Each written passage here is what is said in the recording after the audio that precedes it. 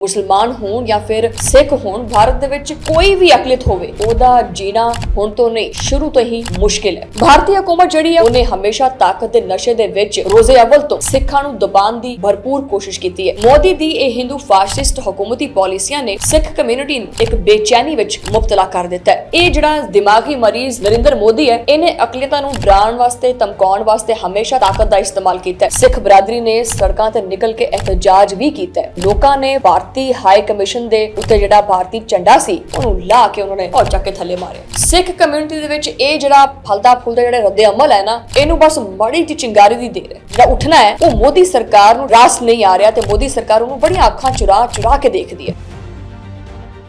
बिस्मिल्लाहिर्रहमानिर्रहीम, अस्सलाम वालेकुम नाज़रीन, तुसीं देख रहे हो 360 डिजिटल पंजाबी और मैं हां तुहाडी मेज़बान शुमाइला नियाज़। इस प्लेटफॉर्म तो पूरी दुनिया दे विच जिन्ने भी पंजाबी रहिंदे आ असीं उन्हां दी आवाज़ बनदे आ और जो पंजाबियां वास्ते ज़रूरी है उन्हां चीज़ों ते रोशनी पाई जाती है और इस प्लेटफॉर्म ते खास करके इंडिया दी अखां खोलियां जांदियां क्योंकि सब तो ज़्यादा उत्थे पंजाबी बोलण वाले यानी सिख कम्यूनिटी दे नाल बहुत ही पैड़ा सलूक किया जाता है और हुण तो नहीं बहुत अरसे तो किया जा रहा है। भारत अपनी एक स्ट्रैटेजी के लगभग कोई 1000 तो उत्ते ज़ुबानां जिहड़ियां ने वो भारत दे विच बोलियां जांदियां, लेकिन पता नहीं क्यों भारत अपने हैशटैग हिंदुत्व दे उत्ते कायम है और वो हिंदू जुबान नूं ही पूरे मुल्क दे विच राइज करना चाहता है और उहदी ये कोशिश कदी भी कामयाब नहीं होएगी। भारत सिख कम्यूनिटी दे नाल की करदा है और किदां दा किरदार अदा करदा है, अज दे व्लॉग ते इसी चीज़ दे उत्ते रोशनी पावांगे आपां। सो शुरू करते। इंडियन स्टेट पॉलिसी ही अकलियतां नूं जबर ते इस्तिदाद दी बुनियाद ते जिहड़ा दबांदी है।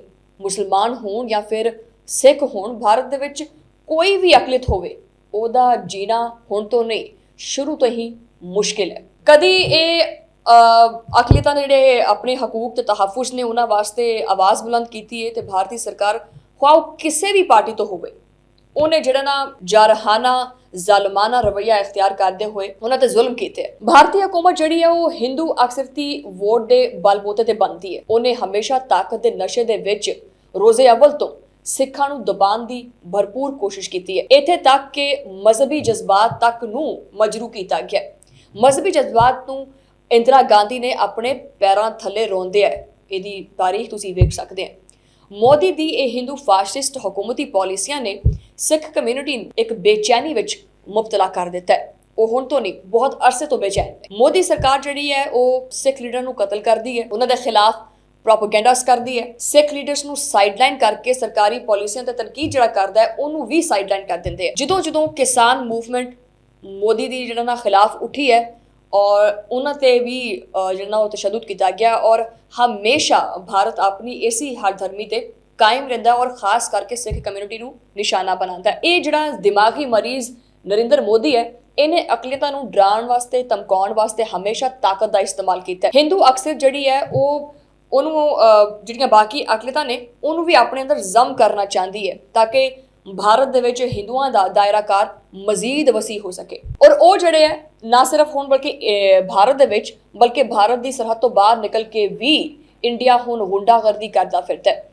एक सोची समझी साजिश है जिहदे तहत अमरीका, कैनेडा, बरतानिया, पाकिस्तान ते आस्ट्रेलिया विच मुकीम जिन्ने भी सिख रहनुमा ने उन्हां नूं किराए दे कातलों के जरिए एक कतल करांदा है भी किसी पासों ये तहरीक शुरू ना हो जाए। 7 लाख तो ज़्यादा भारती जिहड़े ने वो कैनेडा विच रहिंदे ने, जिहड़ा मेरे ख्याल च किसी भी मुल्क च जिहड़े वसन वाले भारती ने उन्हां दी तादाद तो ज़्यादा ने, ठीक है। लेकिन फिर भी इंडिया उन्हां नाल की करदा है?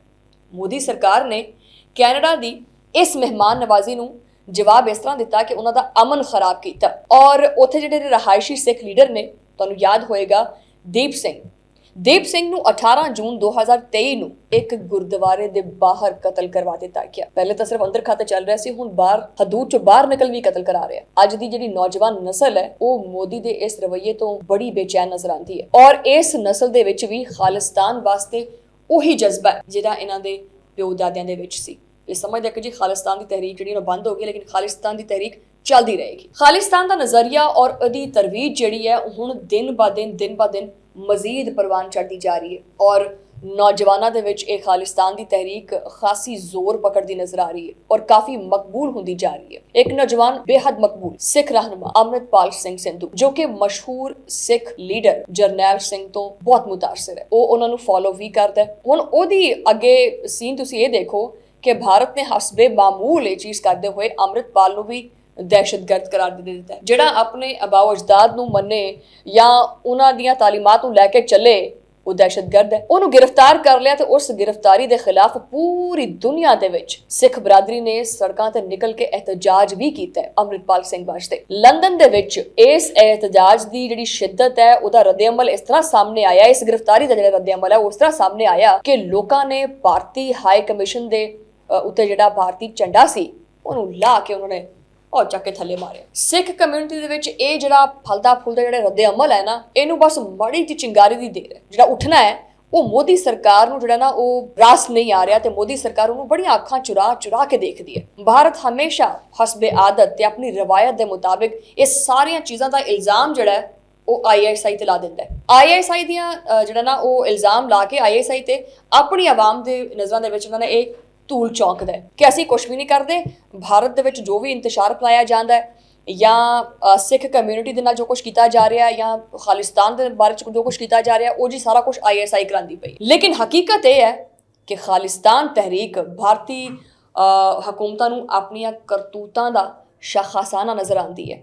ਉਹਨਾਂ ਨੂੰ ਲੱਗਦਾ ਹੈ ਕਿ ਜੀ ਇਹ ਸਾਡੇ ਕਰਕੇ ਤਹਿਰੀਕ ਚੱਲ ਰਹੀ ਹੈ, ਸਾਡੇ ਜ਼ੁਲਮ ਹੀ ਇੰਨੇ ਨੇ। ਔਰ ਖਾਲਿਸਤਾਨ ਦੇ ਹੱਕ ਵਿੱਚ ਹੋਣ ਵਾਲੇ ਰੈਫਰੈਂਡਮ ਵੀ ਭਾਰਤੀ ਬਰਬਰੀਅਤ ਦਾ ਮੂੰਹ ਬੋਲਤਾ ਸਬੂਤ ਤੇ ਉਹਨਾਂ ਦੇ ਮੂੰਹ ਤੇ ਤਮਾਚਾ ਵੀ ਹੈਗਾ। ਹੁਣ ਅੱਗੇ ਸੁਣੋ ਜੀ, ਗੁਰਪੰਤਵੰਤ ਸਿੰਘ ਪੰਨੂ ਨੇ ਵੀ ਆਪਣੇ ਕਤਲ ਦੀ ਜਿਹੜੀ ਸਾਜ਼ਿਸ਼ ਹੈ ਉਹਨੂੰ ਬੇਨਕਾਬ ਕਰਨ ਤੋਂ ਬਾਅਦ ਜਿਹੜੀ ਗੱਲ ਕੀਤੀ ਉਹ ਪੂਰੀ ਸਿੱਖ ਬਰਾਦਰੀ ਦੇ ਜਜ਼ਬਾਤ ਦੀ ਨੁਮਾਇੰਦਗੀ ਕਰਦੀ ਹੈ। ਉਹਨੇ ਆਪਣੇ ਕਤਲ ਦੀ ਜਿਹੜੀ ਇਹ ਸਾਜ਼ਿਸ਼ ਹੈ ਹੋਰ ਭਾਰਤੀ ਜਿਹੜੀਆਂ ਤਹਿਕੀਕਾਤ ਨੇ ਉਹਨਾਂ ਦਾ ਮਜ਼ਾਕ ਬਣਾਇਆ। ਉਹਨਾਂ ਨੇ ਆਖਿਆ ਕਿ ਜੀ ਸਿੱਖ ਭਾਰਤੀ ਤਸ਼ੱਦਦ ਦਾ ਜਵਾਬ ਅਲਫਾਜ਼ ਦੇ ਨਾਲ ਦਿੰਦੇ ਨੇ ਔਰ ਭਾਰਤ ਗੋਲੀਆਂ ਦਾ ਜਵਾਬ ਵੋਟ ਦੇ ਜ਼ਰੀਏ ਦੇ ਰਹੇ ਨੇ। ਇਹ ਗੱਲ ਇਹ ਸਿਲਸਿਲਾ ਸਿਰਫ ਇੱਥੇ ਖਤਮ ਨਹੀਂ ਹੁੰਦਾ। ਭਾਰਤ ਨੇ ਇਹ ਕੰਮ ਹੁਣ ਨਹੀਂ ਸ਼ੁਰੂ ਕੀਤਾ। ਤੁਹਾਨੂੰ ਯਾਦ ਹੋਏਗਾ ਕਿ ਹੁਣੇ ਪਿਛਲੇ ਦਿਨ ਦੀ ਗੱਲ ਹੈ ਕਿ ਭਾਰਤ ਨੇ ਮਿਆਂਮਾਰ ਦੇ ਉੱਤੇ ਵੀ ਅਟੈਕ ਕੀਤਾ ਹੈ, ਡਰੋਨ ਅਟੈਕ ਕੀਤਾ ਹੈ। ਠੀਕ ਹੈ, ਇਹ ਦੁਨੀਆ ਨੂੰ ਇਹ ਸਾਬਿਤ ਕਰਨਾ ਚਾਹੁੰਦਾ ਹੈ ਕਿ ਜੀ ਅਸੀਂ ਸਿਰਫ ਰੱਦ-ਏ-ਅਮਲ ਨਹੀਂ ਦੇ ਸਕਦੇ, ਅਸੀਂ ਪਹਿਲ ਵੀ ਕਰ ਸਕਦੇ ਹਾਂ। ਔਰ ਕਿਤੇ ਨਾ ਕਿਤੇ ਭਾਰਤੀ ਮੀਡੀਆ ਵਿੱਚ ਇਹ ਖਬਰਾਂ ਫੈਲਾਈਆਂ ਜਾਂਦੀਆਂ ਭਾਰਤੀ ਆਵਾਮ ਦੀਆਂ ਅੱਖਾਂ ਦੇ ਵਿੱਚ ਇੱਕ ਮਿੱਟੀ ਪਾਉਣ ਵਾਸਤੇ ਕਿ ਅਸੀਂ ਬੜੀ ਮਜ਼ਬੂਤ ਰਿਆਸਤ ਹਾਂ ਤੇ ਅਸੀਂ ਜਿਹੜਾ ਨਾ ਉਹ ਪੂਰੀ ਦੁਨੀਆ ਤੇ ਰੂਲ ਕਰ ਸਕਦੇ ਹਾਂ, ਜਦਕਿ ਐਸਾ ਮੁਮਕਿਨ ਨਹੀਂ ਹੈ। ਔਰ ਦੂਸਰੀ ਸਭ ਤੋਂ ਵੱਡੀ ਵਜ੍ਹਾ ਕਿ ਆਪਰੇਸ਼ਨ ਸੰਦੂਰ ਦੇ ਵਿੱਚ ਜੋ ਭਾਰਤ ਨਾਲ ਹੋਇਆ ਹੈ ਨਾ, ਭਾਰਤ ਉਹਦੀ ਆੜ ਵਿੱਚ ਉਹਦੀਆਂ ਚੀਜ਼ਾਂ ਨੂੰ ਛੁਪਾਉਣ ਵਾਸਤੇ ਇਸ ਤਰ੍ਹਾਂ ਦੇ ਹੋਛੇ ਹੱਥਕੰਡੇ ਕਰਦਾ ਫਿਰਦਾ ਹੈ। ਬਹਰਹਾਲ ਇਸੇ ਚੀਜ਼ ਦੇ ਉੱਤੇ ਆਪਾਂ ਮਜ਼ੀਦ ਰੋਸ਼ਨੀ ਪਾਵਾਂਗੇ ਲੇਕਿਨ ਅਗਲੇ ਵਲੌਗ ਦੇ ਵਿੱਚ। ਹੁਣ ਤੱਕ ਇੰਨਾ ਹੀ।